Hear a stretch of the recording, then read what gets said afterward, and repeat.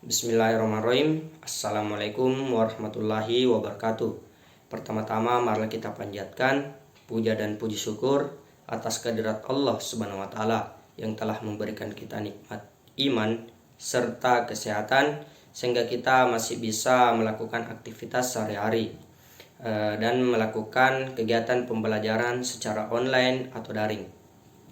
Terlepas dari itu semua, semoga pandemi segera berlalu. Semoga kita bisa secepatnya berkumpul di kampus kita yang tercinta ini. Salawat serta salam tak lupa kita kirimkan atas junjungan kita, yakni Nabiullah Muhammad SAW, Nabi yang telah membawa kita dari alam gelap gulita menuju alam terang benderang seperti saat ini. Sebelum saya melanjutkan untuk memaparkan tugas metodologi penelitian dengan materi hakikat penelitian, izinkan saya terlebih dahulu untuk memperkenalkan diri. Nama saya Andi Muhammad Alif Rakasiwi, NIM 1931041122, kelas Penjaskes Rekde, Prodi Pendidikan Jasmani Kesehatan dan Rekreasi. Adapun yang pertama saya akan jelaskan yaitu hakikat penelitian. Penelitian atau riset merupakan terjemahan dari bahasa Inggris yaitu research, yang merupakan gabungan dari kata re atau kembali dan to search, mencari. Beberapa sumber lain menyebutkan bahwa research adalah berasal dari bahasa Perancis yaitu recherche. Intinya hakikat penelitian adalah mencari kembali. Banyak sekali definisi tentang penelitian yang muncul.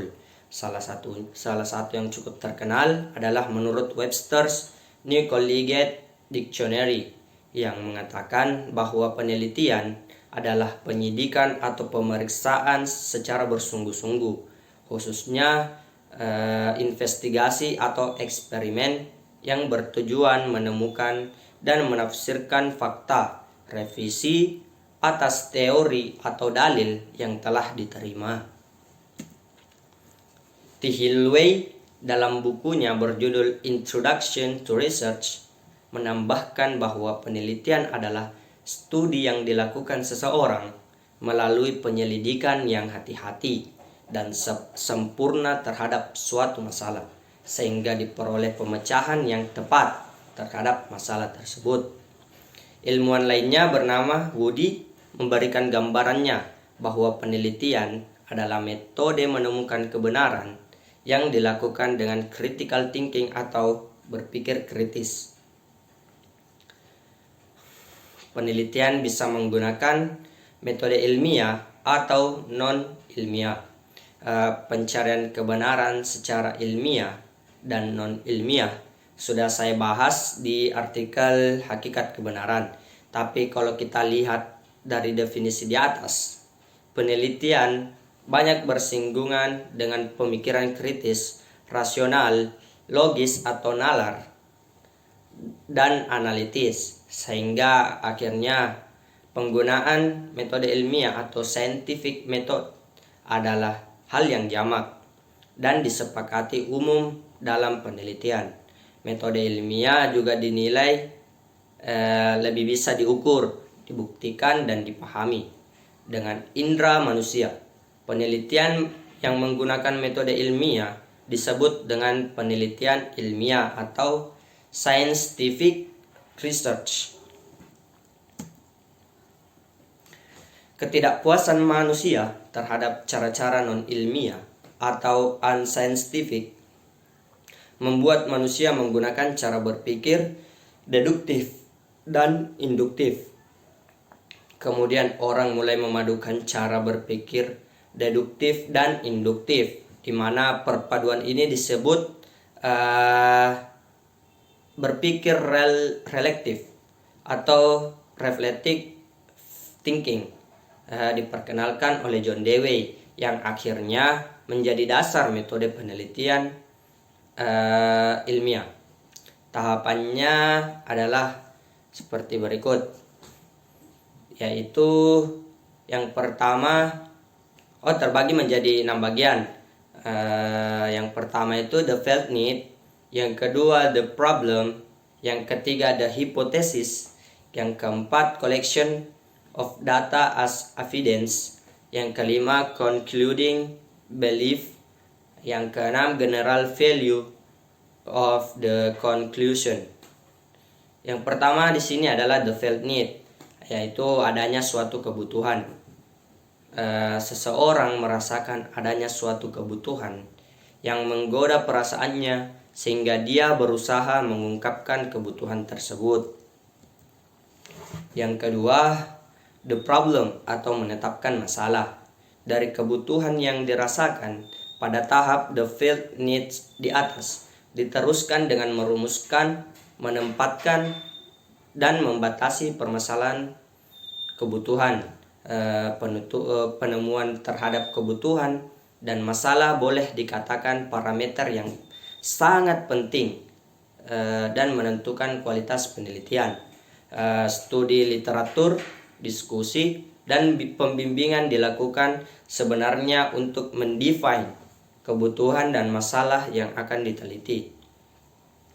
Yang ketiga yaitu the hypothesis atau menyusun hipotesis, jawaban atau pemecahan masalah, sementara yang masih merupakan dugaan yang dihasilkan dari pengalaman, teori, dan hukum yang ada.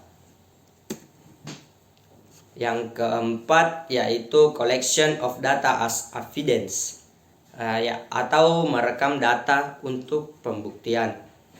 Membuktikan hipotesis dengan eksperimen, pengujian, dan merekam data di lapangan. Data-data dihubungkan dari satu dengan yang lainnya untuk ditemukan kaitannya. Proses ini disebut dengan analisis. Kegiatan analisis dilengkapi dengan kesimpulan yang mendukung atau menolak hipotesis. Yang kelima, concluding belief atau kesimpulan yang diyakini kebenarannya. Berdasarkan analisis yang dilakukan pada tahap keempat, dibuatlah sebuah kesimpulan yang diyakini mengandung kebenaran, khususnya pada kasus untuk yang diuji. Seperti itu. Adapun yang selanjutnya itu latar belakang seseorang melakukan penelitian. Dalam setiap penelitian, sudah pasti harus mengikuti prosedur-prosedur yang telah ditetapkan di mana dia meneliti, apalagi kalau pengumpulan data dilakukan yang berhubungan dengan masyarakat. Namun, sebenarnya untuk apa kita melakukan penelitian dan apa manfaat untuk kita akan penelitian tersebut? Menurut Sukmadinata, ada 4 sebab yang melatar belakangi orang melakukan penelitian. Yang pertama, karena pengetahuan, pemahaman, dan kemampuan manusia sangat terbatas dibandingkan dengan lingkungannya yang begitu luas. Banyak hal yang tidak diketahui, dipahami, tidak jelas, dan menimbulkan keraguan dan pertanyaan bagi dirinya. Yang kedua, manusia memiliki dorongan untuk mengetahui atau curiosity. Manusia selalu bertanya, apa itu, bagaimana itu, mengapa begitu, dan sebagainya.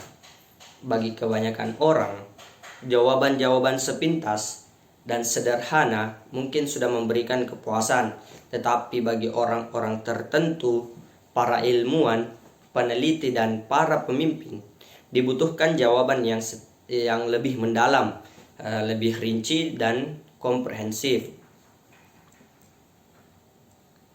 Yang ketiga yaitu manusia di dalam kehidupannya selalu dihadapkan kepada masalah, tantangan, ancaman, dan kesulitan baik di dalam dirinya, keluarganya, masyarakat sekitarnya, serta di lingkungan kerjanya. Masalah, tantangan, dan kesulitan tersebut membutuhkan penjelasan, pemecahan, dan penyelesaian.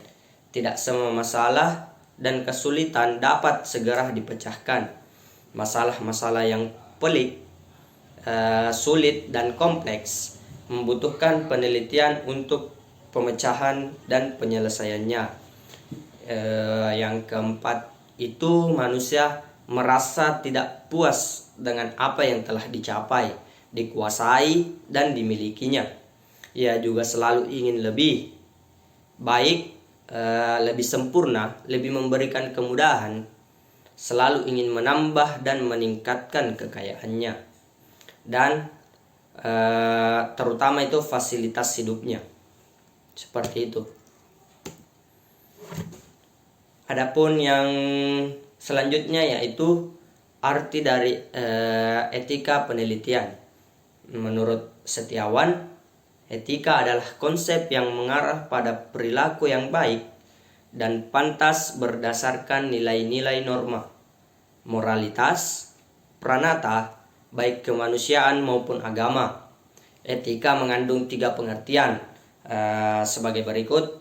Yang pertama yaitu kata etika dapat dipakai dalam arti nilai-nilai atau norma-norma moral yang menjadi pegangan seseorang atas suatu kelompok dalam mengatur tingkah lakunya. Yang kedua, etika berarti kumpulan asas atau nilai moral, misalnya kode etik.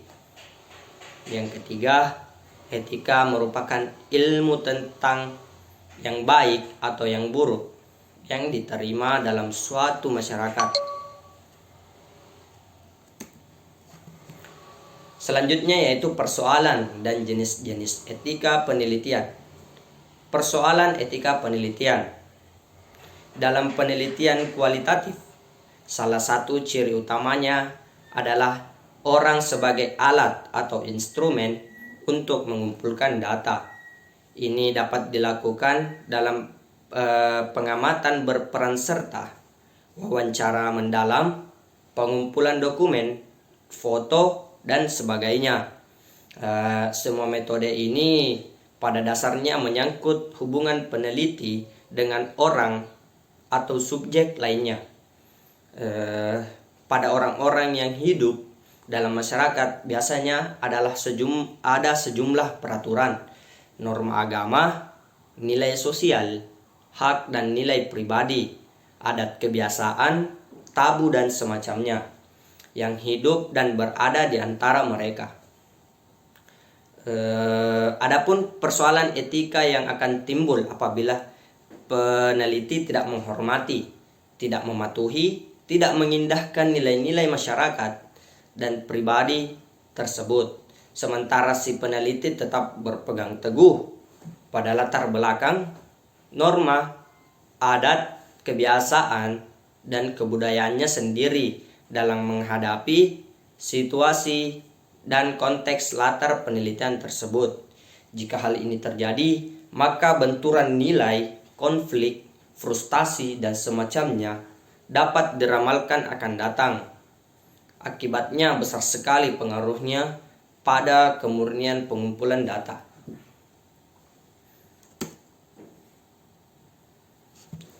Jenis-jenis etika penelitian. Selain didasarkan pada kaidah ilmiah atau metode ilmiah, pelaksanaan penelitian harus mengikuti etika penelitian. Etika penelitian berkaitan dengan norma-norma sebagai berikut. Yang pertama itu norma sopan santun. Peneliti harus memperhatikan konvensi dan kebiasaan dalam tatanan di masyarakat. Yang kedua, norma hukum. Bila terjadi pelanggaran, peneliti akan dikenakan sanksi. Yang ketiga, norma moral. Peneliti mempunyai itikat dan kesadaran yang baik dan jujur dalam penelitian. Yang selanjutnya itu poin-poin penting dalam etika penelitian. Etika mencakup norma untuk berperilaku, memisahkan apa yang seharusnya dilakukan dan apa yang tidak boleh kita lakukan. Rangkuman etika penelitian meliputi butir-butir sebagai berikut. Yang pertama yaitu kejujuran, jujur dalam pengumpulan bahan pustaka, pengumpulan data, pelaksanaan metode dan prosedur penelitian, publikasi hasil, jujur pada kekurangan dan kegagalan metode yang dilakukan. Hargai rekan peneliti, jangan mengklaim pekerjaan yang bukan pekerjaan Anda sebagai pekerjaan Anda. Yang kedua itu objektivitas. Upayakan minimalisasi kesalahan atau bias dalam rancangan percobaan. Analisis, interpretasi data, penilaian ahli atau rekan peneliti, keputusan pribadi, pengaruh pemberian dana atau sponsor penelitian. Yang ketiga, integritas. Integritas yang dimaksud seperti tepati selalu janji dan perjanjian, lakukan penelitian dengan tulis, upayakan selalu menjaga konsistensi pikiran dan perbuatan. Yang keempat, ketelitian, berlaku teliti dan hindari kesalahan karena ketidakpedulian. Secara teratur, catat pekerjaan Anda dan rekan Anda kerjakan, misalnya kapan dan di mana pengumpulan data dilakukan. Catat juga alamat korespondensi responden, jurnal atau agen publikasi lainnya. Seperti itu. Mungkin cukup sekian yang bisa saya sampaikan.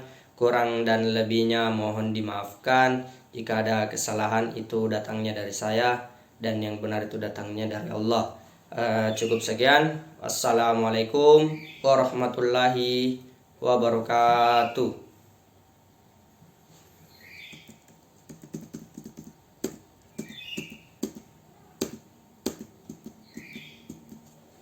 I've been running from it, tired of running from it, scared of feeling something now, stuck in